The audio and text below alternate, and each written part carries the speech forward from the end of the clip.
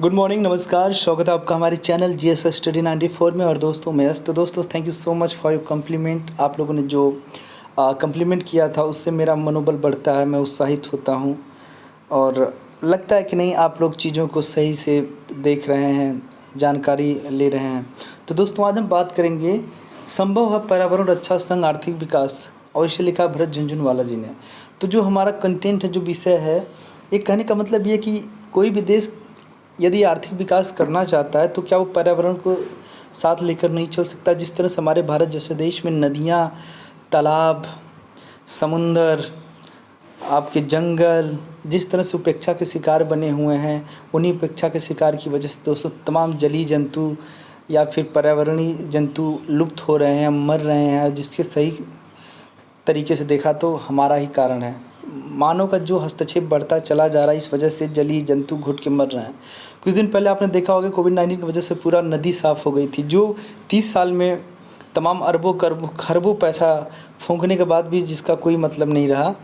दोस्तों कोविड-19 ने 1 महीने में उसे पूरा निर्मल कर दिया, स्वच्छ कर दिया। जो 30 साल 35 साल पहले जो स्वच्छता थी नदियों की, वो स्वच्छता आ गया था नदियों में। पर दोस्तों आप देखे होंगे गणेश चतुर्थी मनाया गया, इंसान अपने जो भी उसका प्रेय रहा होगा कि हमारे परिवार को सुख समृद्धि दें, पर दोस्तों अपने परिवार को तो उसने बचा लिया, पर जिस तरह से नदियों में प्रदूषण फैलाया गया, पॉलीथीन फेंकी जा रही है, तमाम जो केमिकल आधारित जो मूर्तियाँ उन्हें विसर्जित की जा रही है लोगों के द्वारा, तो इससे आपको पता है जो जलीय जंतु उनकी घुट-घुट के मौत होती है। और उन्हीं जब जलीय जंतु मछली वगैरह को जब हम खाते हैं तो उनका प्रभाव इंसानों पे भी पड़ता है, पर आप लोग कब समझेंगे। तो ऐसे किसी प्रकार के कार्य को प्रोत्साहन न दें, ऐसे कार्यों की निंदा करें और लोगों को बताएं, जन जागरूकता बढ़ाएं कि इन कार्यों से अंततोगत्वा इंसान की ही बर्बादी है। ठीक है, लोगों को बताएं। चलिए अब बात करते हैं आगे। केंद्र सरकार ने पर्यावरण प्रभाव आकलन अधिसूचना यानी EIA नोटिफिकेशन में कई संशोधन प्रस्तावित किए हैं ताकि देश के आर्थिक विकास में पर्यावरण का अड़ंगा कम हो जाए।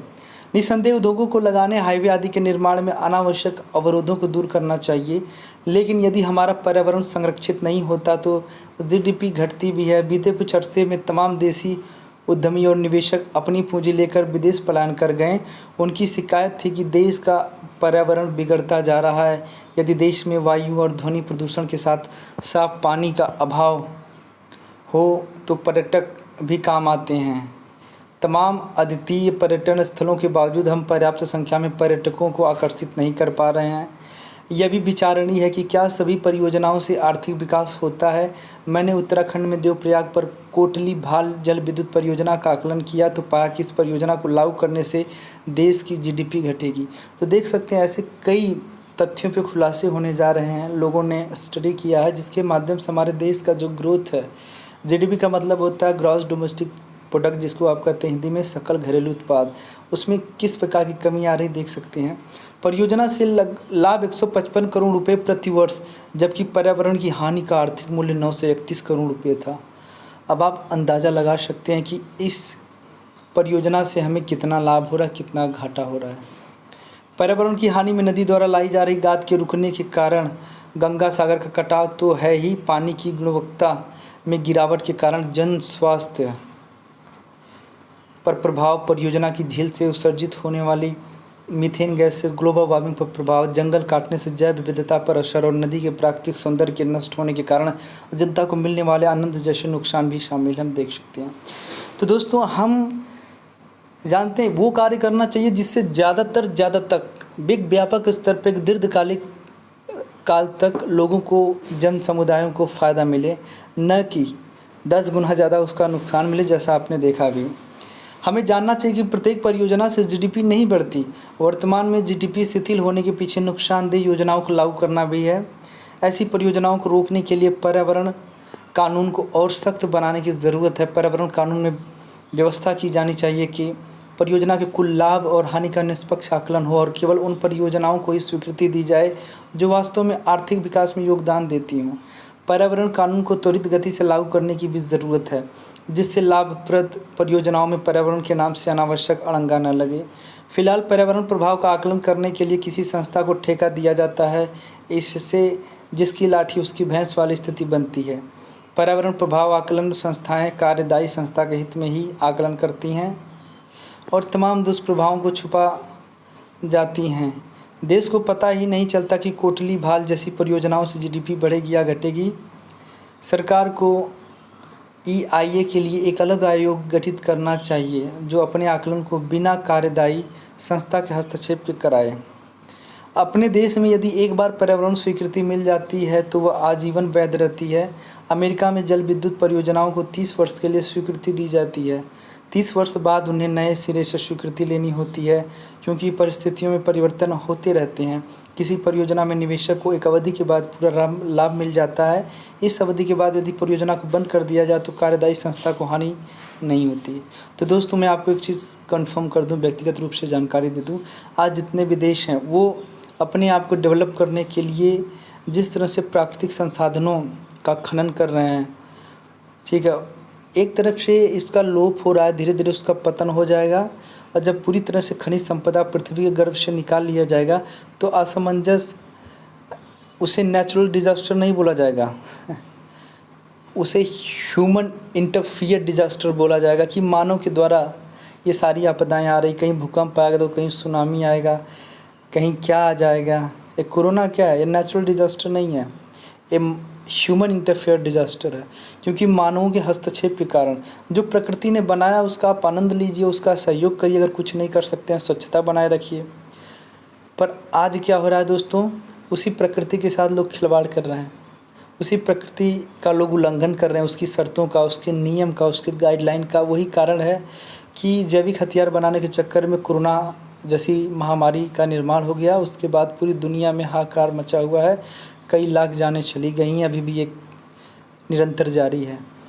तो ऐसे लोगों को दंडित करना चाहिए, वैश्विक संस्थाएं बनानी चाहिए जो अंतर्राष्ट्रीय पटल के माध्यम से ऐसे तमाम उन देशों को जो पर्यावरण प्रदूषण के लिए जिम्मेदार हैं, जो अनावश्यक असामाजिक तत्वों को बढ़ावा दे रहे हैं, ऐसे लोगों की सर्विलांस करके उन्हें कड़ी से कड़ी आर्थिक प्रतिबंध या न्यायिक हिरासत में लेनी चाहिए। उसके बाद है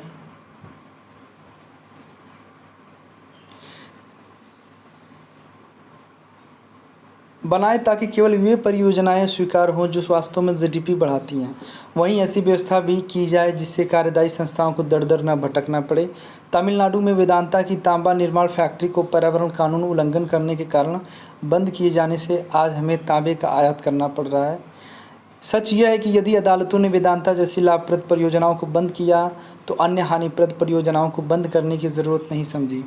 पर्यावरण के मामले में अदालतों की भूमिका कुल मिलाकर सकारात्मक रही है, लेकिन कहीं कहीं कुछ विसंगतियां दिख जाती हैं। वेदांता को गलती सुधारने के लिए कहा जाना चाहिए था, मक्खी मारने के लिए हाथ नहीं काटना चाहिए ठीक है। पर्यावरण के मामले में न्यायालय द्वारा विलंब से निर्णय दिए जाने के कारणों पर भी सरकार को कारगर कदम उठाने चाहिए। सरकार को देश के मुख्य न्यायाधीश से चर्चा करनी चाहिए ताकि न्यायालय आर्थिक मामलों से संबंधित विवादों को जल्द सुलझाए। यदि परियोजना पर अमल करना हो तो शीघ्र हरी झंडी दिखाएं, यदि बंद करना हो तो जल्द बंद करें। सरकार को एनजीटी, उच्च न्यायालयों और सुप्रीम कोर्ट में जजों की संख्या में वृद्धि करनी चाहिए जिससे वादों के निपटान में समय न लगे। कई न्यायालय में स्वीकृति संख्या में जजों की नियुक्ति नहीं हो पा रही है। यह कमी सरकार और न्याय व्यवस्था दोनों तरफ से है। न्यायालय को अपने कार्य दिवसों में वृद्धि करनी चाहिए। एक अध्ययन के अनुसार सुप्रीम कोर्ट वर्ष 190 दिन, हाई कोर्ट 232 दिन और डिस्ट्रिक्ट कोर्ट 244 दिन ही काम करते हैं।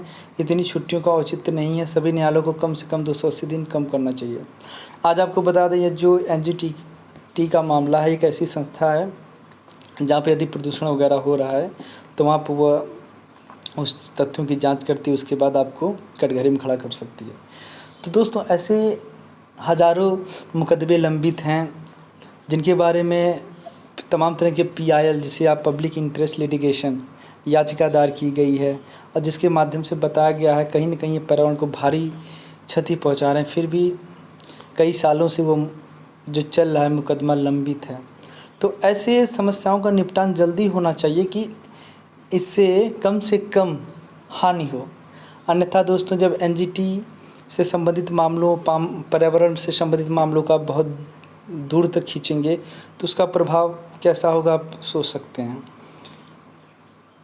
इन्हें जो अतिरिक्त छुट्टियां दी जाती हैं उन पर अंकुश लगाना चाहिए। जीडीपी बढ़ाने का सही फार्मूला कि पहले परियोजनाओं का सही एवं निष्पक्ष आकलन हो, फिर उन्हें त्वरित गति से लागू की जाए। हमें इस भ्रम से निकलना होगा कि पर्यावरण आर्थिक विकास में अवरोधक है। वास्तव में पर्यावरण की रक्षा और आर्थिक विकास साथ साथ चलते हैं। मैं आपको एक चीज़ बता दूं, जब बड़ी बड़ी कंपनियां झारखंड में, उड़ीसा में, छत्तीसगढ़ में ऐसे सुदूर जो जनजाति हैं ऐसे इलाकों में जब लगाई जाती हैं तो सरकार को किस तरह बेवकूफ़ बनाते हैं। एक गाइडलाइंस निकालते हैं जिसमें कहते हैं कि हम समावेशी विकास करेंगे। समावेशी विकास के नाम पर वो कहते हैं हम तमाम तरह के जितने भी जंगल काटेंगे उससे कहीं ज़्यादा पेड़ लगाएंगे, वहाँ की जनजाति समुदायों के लिए हॉस्पिटल बनवाएंगे, विद्यालय बनवाएंगे, जिससे उनके समाज को शिक्षित करेंगे, उनको सामाजिक, आर्थिक, राजनीतिक स्तर से देश के मुख्य धारा से मिलाएंगे। पर दोस्तों बस कहने को है, काम ख़त्म आदमी ख़त्म, वो हाल होती है। हमें सरकारी और न्यायालयों की कार्यविधि में सुधार करना चाहिए। साथ ही पर्यावरण रक्षा कानून पर और सख्ती होनी चाहिए जिससे अमीरों और उनकी पूंजी का पलायन बंद हो, जन स्वास्थ्य में सुधार हो, बीमारियों के इलाज में कम खर्च हो और पर्यटन के माध्यम से जीडीपी में वृद्धि हो सके। तो आपको एक चीज़ बता दें, इस लेख का सबसे बड़ा उद्देश्य यही है दोस्तों। यदि आप कभी भी जब लेखन शैली लिख रहे हों, कभी भी पीसीएस या आईएएस में अगर आ गया मेंस लिखने के लिए या इस पे अपना विचारधारा देने के लिए, तो आपको सीधे सीधे लिखना है।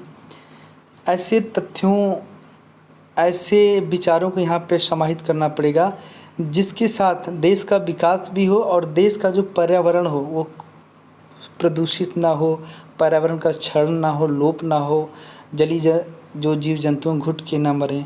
इन सारे तथ्यों को आपको लेकर चलना है और ये बहुत बड़ी भूमिका है, बहुत बड़ी जिम्मेदारी है। तो आज के लिए इतना ही। नमस्कार, धन्यवाद।